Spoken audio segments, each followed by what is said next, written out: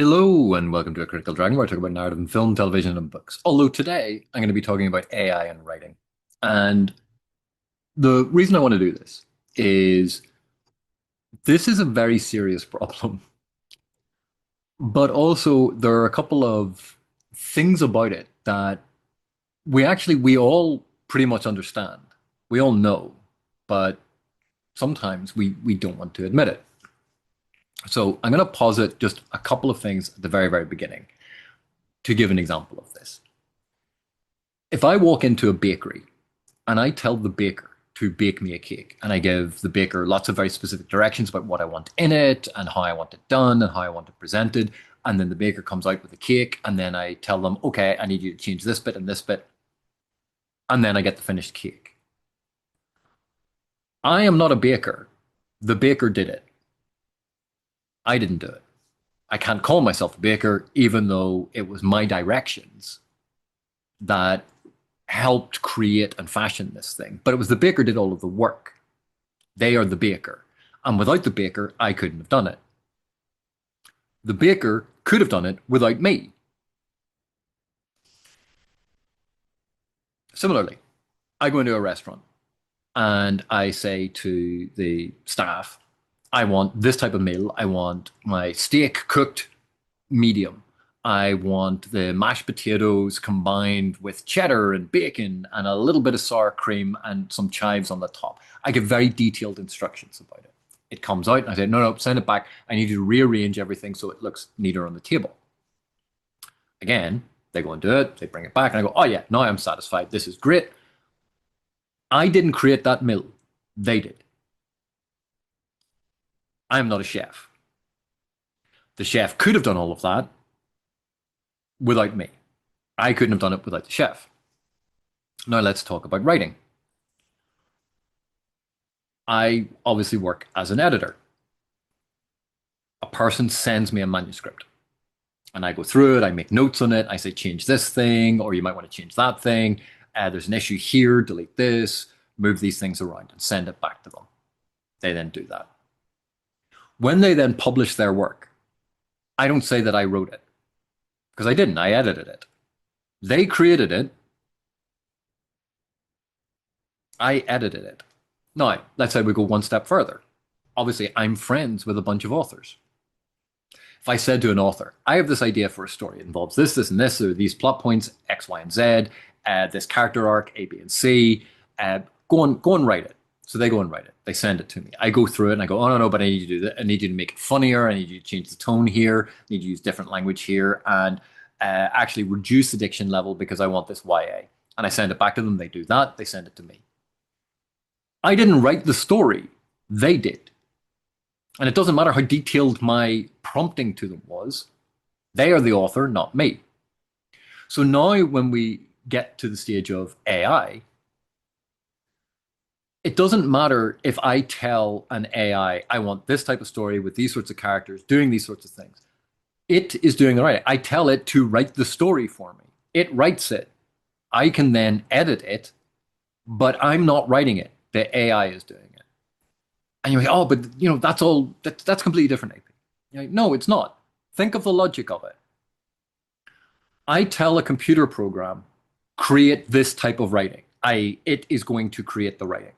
I then sit down and tweak it. I fiddle with it. I push a couple of bits and pieces here and there. And then tell it to write more or to fix it. That is editing. That is not writing. Just the simple logic of that sentence. Telling a program to create something, we know that it is doing the creation, not us. Telling a program to write something, we know that it is doing the writing, not us. And then when we look at the product of what it has created, and we then go through it and fix it, we are not writing, we are editing because we didn't write it.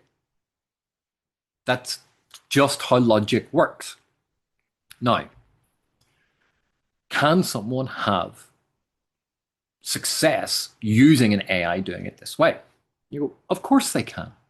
Because if you already know, if you have a great idea for a story, and you know what makes storytelling good, i.e., you have knowledge of the subject of narrative and how narrative functions and how narrative is going to work, and you have knowledge of your audience and you understand your audience and what they are looking for and how you can achieve those things.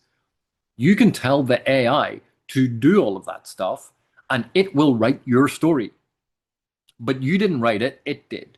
Then you can go through it and you can edit it. Again, fine. And if you know what it is that you're doing, you know where the AI has made a mistake and you can fix things and you can change the language and you can do all of that. That is highly advanced editing. Excellent. You didn't write it, but the only way that you can A, evaluate if what the AI has produced is any good is if you already know and understand how writing functions. And the only way that you can evaluate what the AI has produced and fix it is if you know and understand how to fix these things. If you don't already have the subject knowledge and the skill, then you could get lucky or you might get very unlucky. You don't know because you can't evaluate it properly.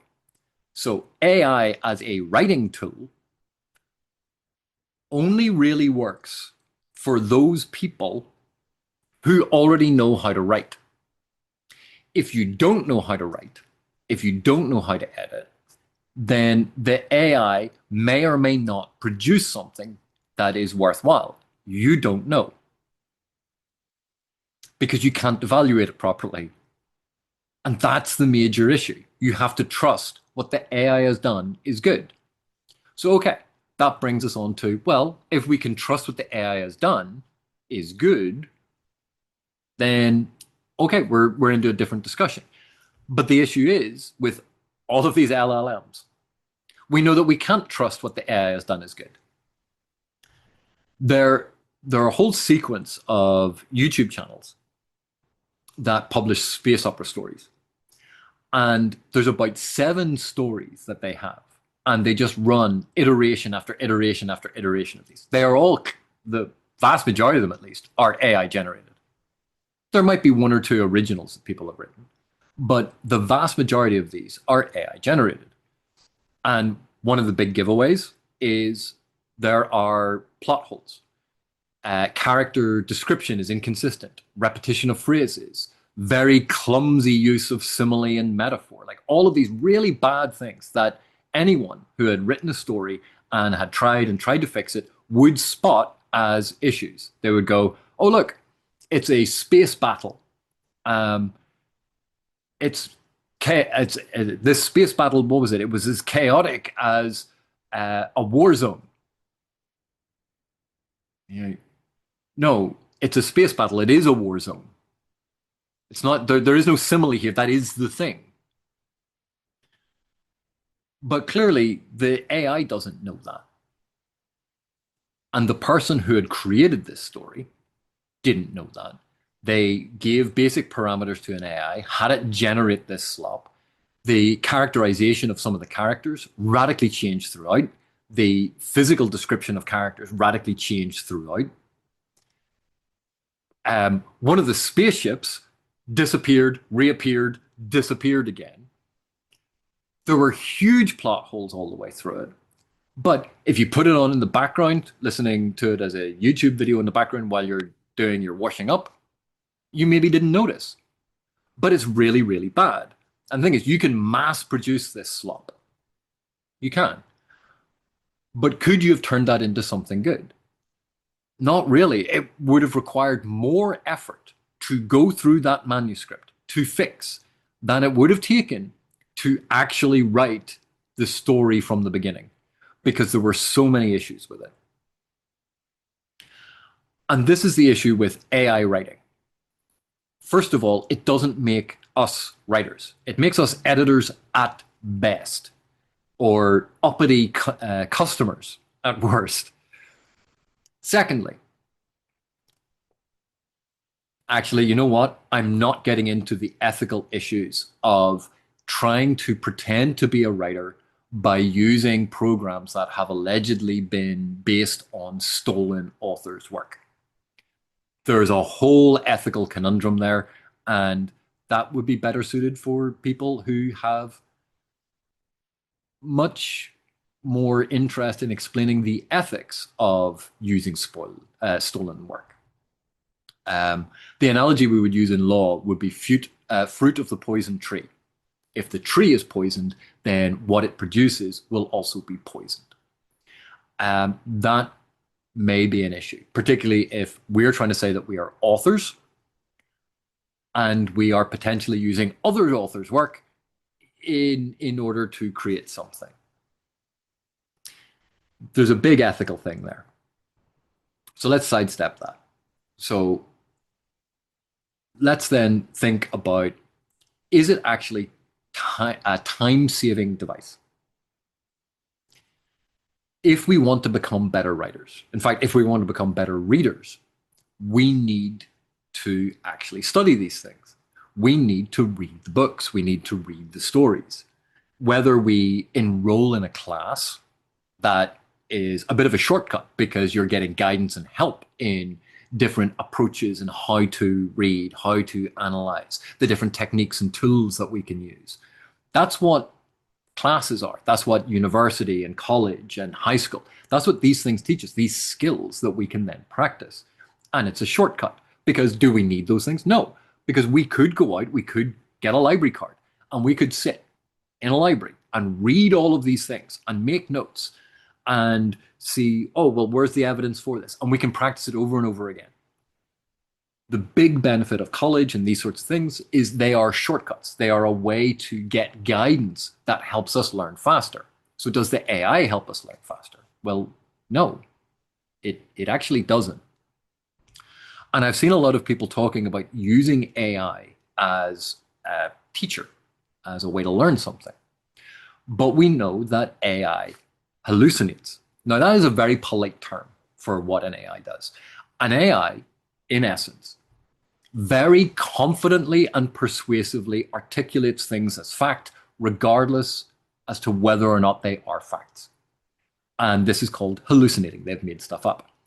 The more common term for this is bullshitting, where someone makes a statement very, very confidently, but it's absolutely untrue. That's what AIs do. And the issue is you don't know when it has done this.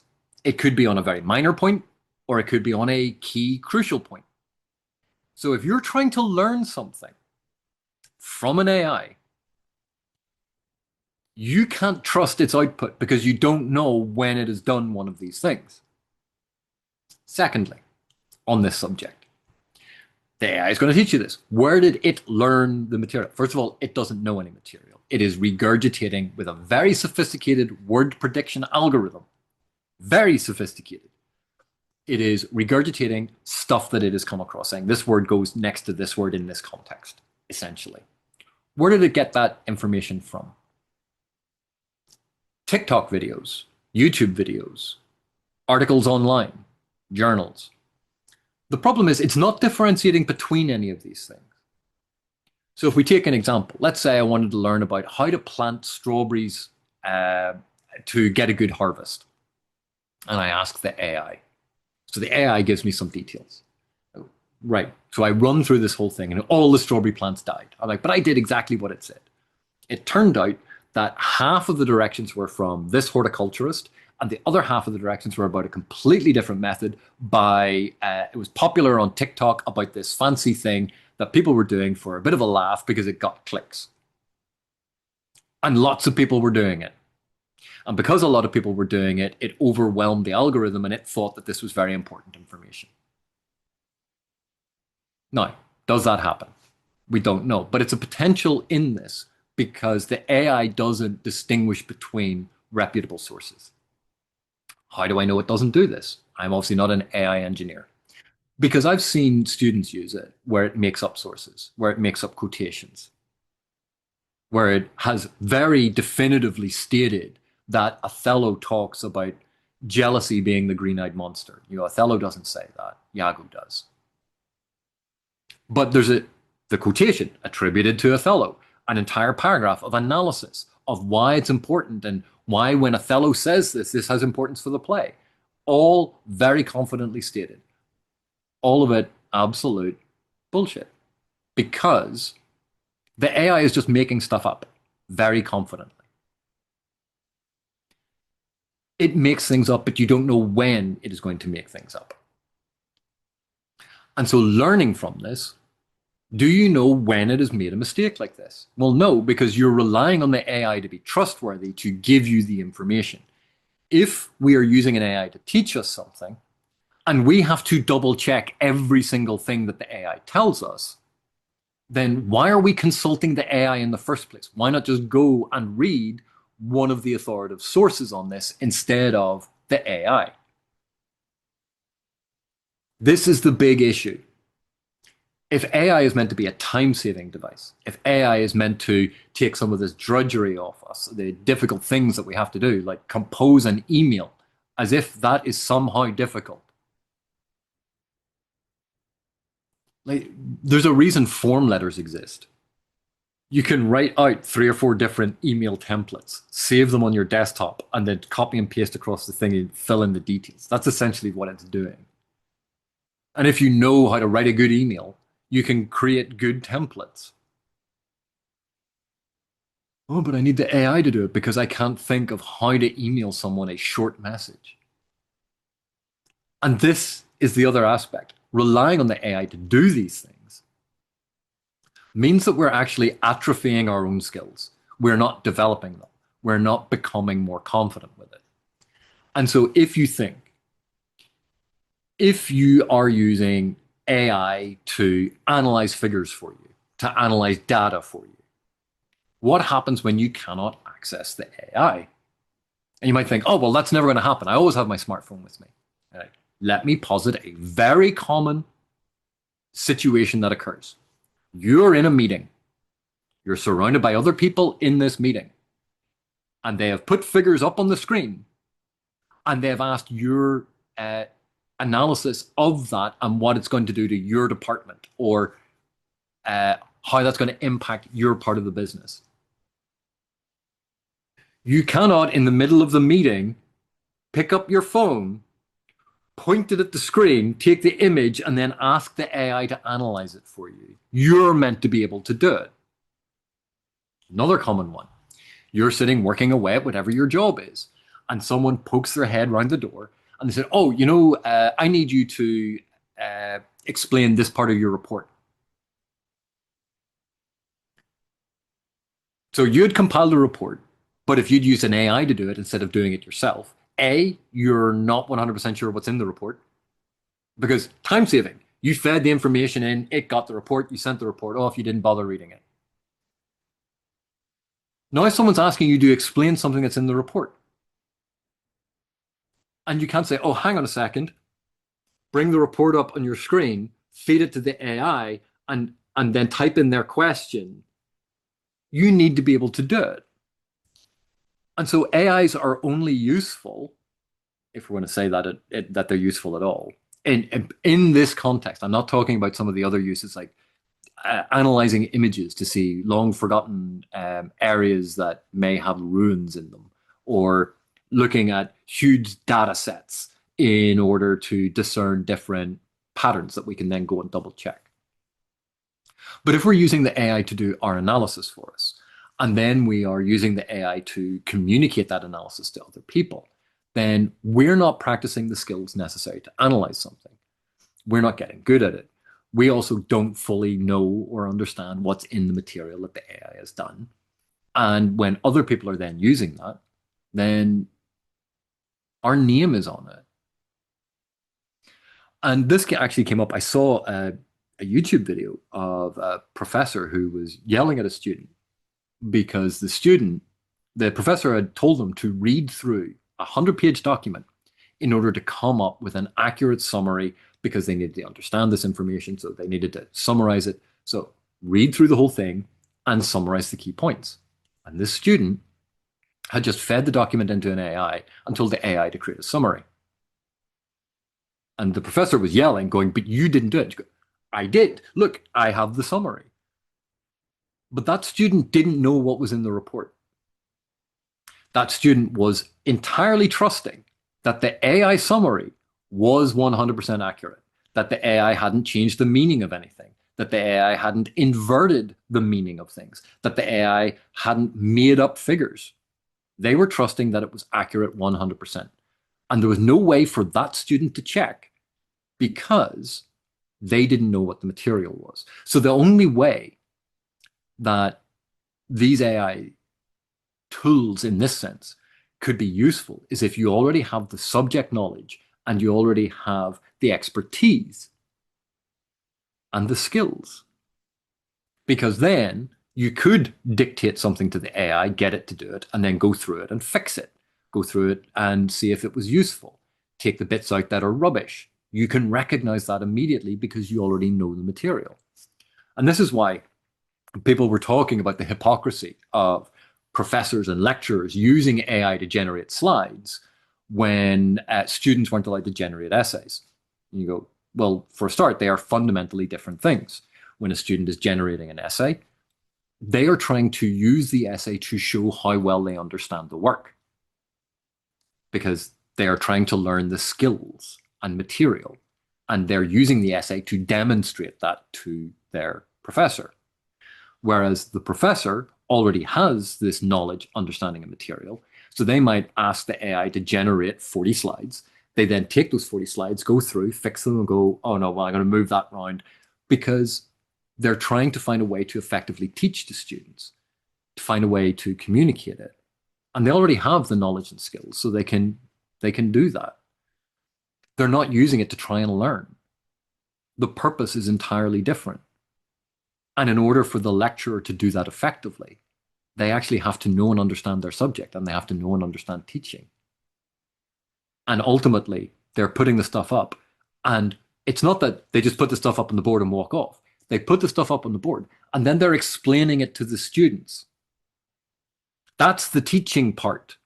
The slides, which everyone seems to forget, the slides aren't the presentation. The slides aren't the important point. The slides are an aid memoir. The slides are notes. The actual teaching is in the explanation of the slides. And that teacher was doing that. But of course, students don't know or understand that because Dunning-Kruger is a real thing. And so people falsely equate the two. But it still goes to the whole point. The only way that a teacher can do that effectively and usefully is to already have that skill, knowledge, and understanding. Because otherwise, the slide goes up, they look at it, and they're like, and they just read the slide out. That's not teaching. And in fact, that's bad. No one who does presentations does that. That's really bad. You don't just read the slide out. And this is the issue with AI. It's meant to make the drudgery of our work easier, or to be able to do something that we can't effectively do ourselves, or that is very difficult for us to do. For instance, design interesting slides. Like, I have all of the knowledge and information that I want to convey, but I have to come up with slide design. I'm colorblind.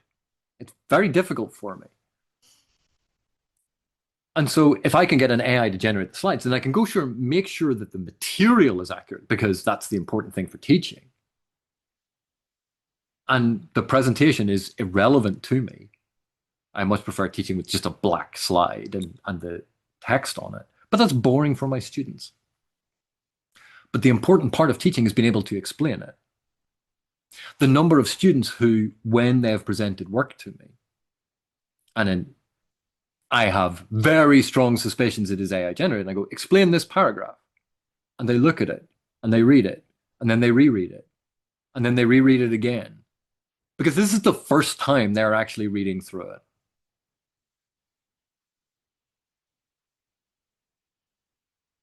AI is bad. AI is atrophying people's ability to think.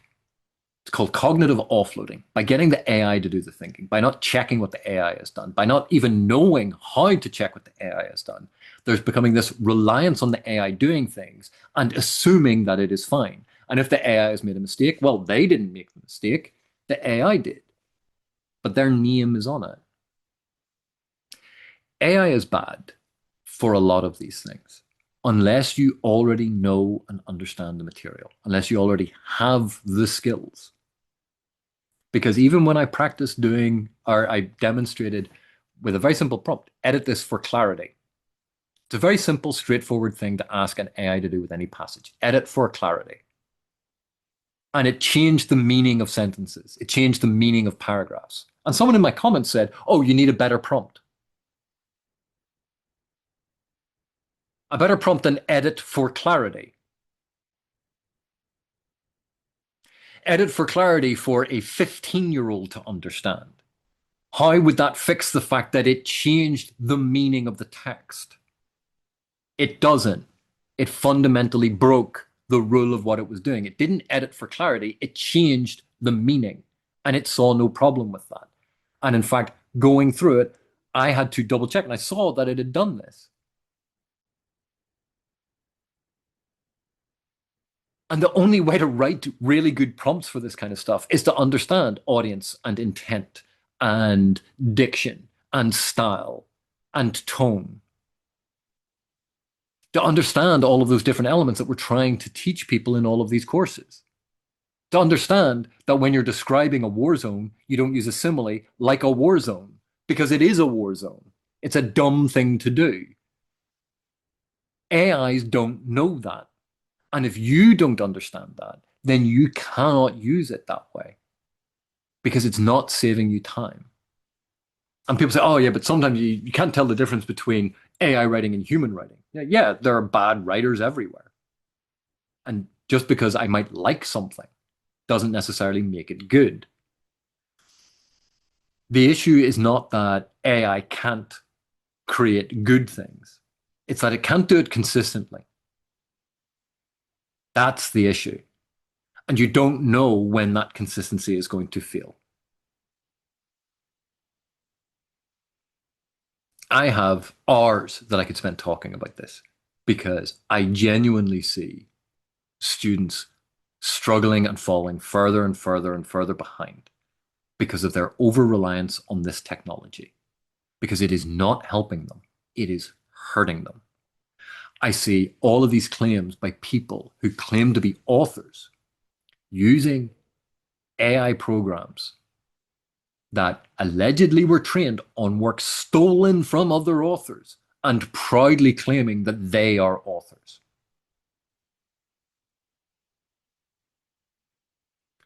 Because in all of these instances, the idea is the finished product is the only thing that matters. A, it isn't the only thing that matters. B, in the instance of using an AI to write a book, the AI wrote the book. You didn't. You're not an author. The AI wrote the essay. You didn't. Skills are important. Mastery of the material is important.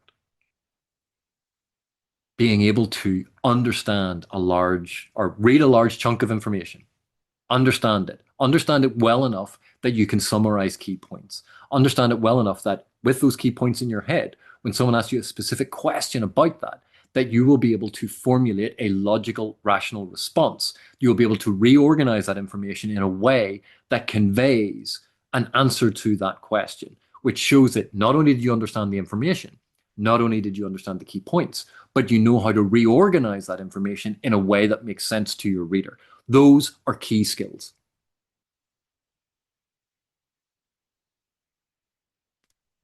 Using an AI to do it and hoping that it doesn't make something up, make up a quotation, make up fake sources, make up a point that doesn't exist, contradict itself halfway through, hoping that it doesn't do that is no way to learn. You cannot rely on it for those things. But anyway, thank you very much for listening to this rant. Uh, See you soon.